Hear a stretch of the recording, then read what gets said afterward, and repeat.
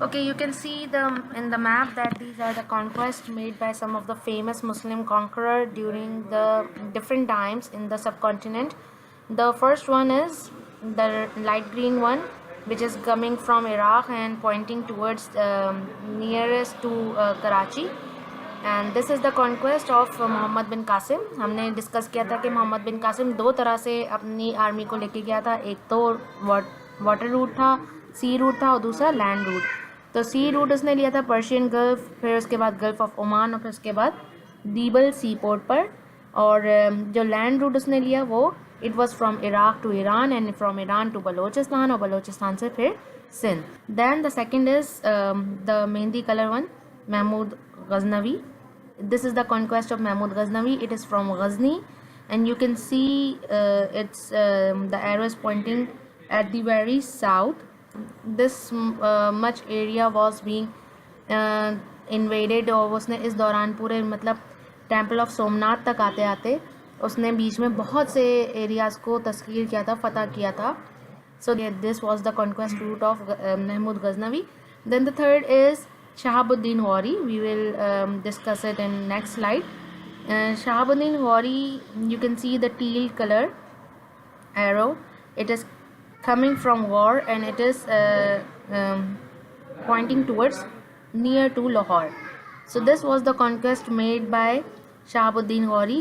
He conquered the lands in between. ठीक है, इस एरिया को फिर शहाबुद्दीन गौरी ने कैप्चर किया था. After that, after Gauri came a series of dynasty which we will going to learn in the next slide, or in the upcoming slide. And after Shahabuddin Ghori came the Mughals, and the Mughals also came from Afghanistan. And then they, after these the dynasties, a list of dynasties after them, the Mughals, they were the last one, the last Muslim rulers in the subcontinent. In a previous slide we have talked about Shahabuddin Ghori. So Shahabuddin Ghori was one of the greatest rulers of Ghori dynasty, and he laid the foundation of Muslim rule in the subcontinent. और उसके बाद से फिर एक Gauri dynasty चली. Gauri dynasty के बाद मुग़ल की डायनेस्टी, यानी दौर मुग़लिया जिसको हम कहते हैं, मुग़ल के दौर तक, गौरी से लेकर मुग़ल्स तक 5 तकरीबन दौर गुज़रे मुसलमानों की बादशाहत के, और वो 5 दौर कहलाते हैं सुल्तान्स ऑफ दिल्ली, यानी दिल्ली के sultans.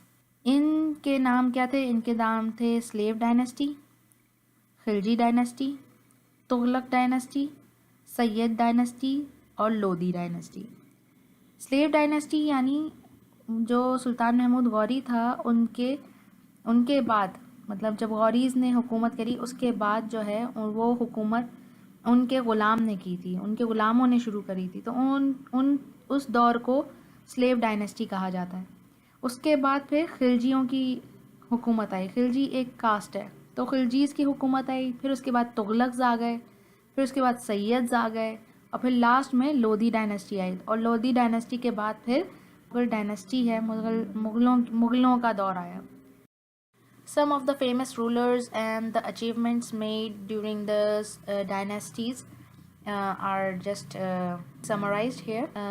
During slave dynasty, some of the famous sultans of that time were Qutbuddin Aibak, Shamsuddin Altamash, and Ghiyasuddin Balban. These 3 sultans, you might have heard about them. आपने ज़रूर कहीं ना कहीं उनका नाम सुना होगा.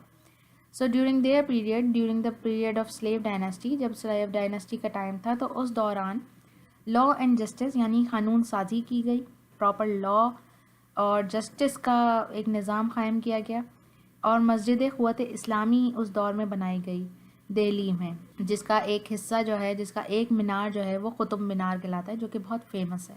इन Khilji dynasty we have Jalaluddin Khilji and Alauddin Khilji. So during their period, whole subcontinent was the part of their kingdom except Kashmir. सिवाय कश्मीर के पूरा सबकॉन्टिनेंट उनके सल्तनत का हिस्सा था. तो पूरा सबकॉन्टिनेंट तकरीबन इन्होंने कैप्चर कर लिया था. और इनके दौर में निज़ामुद्दीन औलिया, शेख रुकनुद्दीन और फेमस पोएट अमीर खुसरो वगैरह इनके दौर के कुछ फेमस नाम हैं। आपने ज़रूर सुना होगा औलिया कराम में Nizamuddin Auliya is one of the most prominent Sufi saint in the subcontinent. Then came the period of Tughlaqs, यानी तुगलक डायनेस्टी आई। उसके अंदर ग़ियासुद्दीन तुगलक, मोहम्मद तुगलक और फ़िरोज़ शाह तुगलक आए। And during their period they setup fruit orchids, यानी इन्होंने फलों के बागात लगाए। इन्होंने इरिगेशन सिस्टम लेकर आए ये सब कॉन्टिनेंट में, एग्रीकल्चर को फ़रोग दिया। उन्होंने जो जितने भी उस दौर के किसान थे उन पे से टैक्सेस हटाए, मुख्तलिफ़ टैक्सेस ख़त्म किए। और इनके ही टाइम पीरियड में Ibn Battuta who was one of the famous traveller, तो वो सयाह जिसको हम कहते हैं कि जो निकलता है मुख्तलिफ़ जगहों की एक्सपीडिशन करता है, मुख्तलिफ़ जगहों का सफ़र करता है, फिर सफ़रनामे लिखता है। तो इब्न बतूता ने तुगलक्स के दौर में इंडिया को विज़िट किया था। Then we have Sayyid dynasty, Khizr Khan was there but he could not make most of the period. उसने अपने दौर का कुछ ऐसा ख़ास गैर मामूली काम नहीं किया कि जिसको हम हाईलाइट करते। ऐसे ही बहलूल लोधी और इब्राहिम लोधी, इन्होंने भी कुछ ऐसी कोई खातिर ख्वाह कामयाबी या कोई ऐसी खातिर ख्वाह अचीवमेंट नहीं की थी। और लोधियों के बाद फिर जो आया वो दौर कहलाता है मुग़ल दौर। This is it for today, and we will going to study more about the Mughal era and Mughal period in our next session. Till then,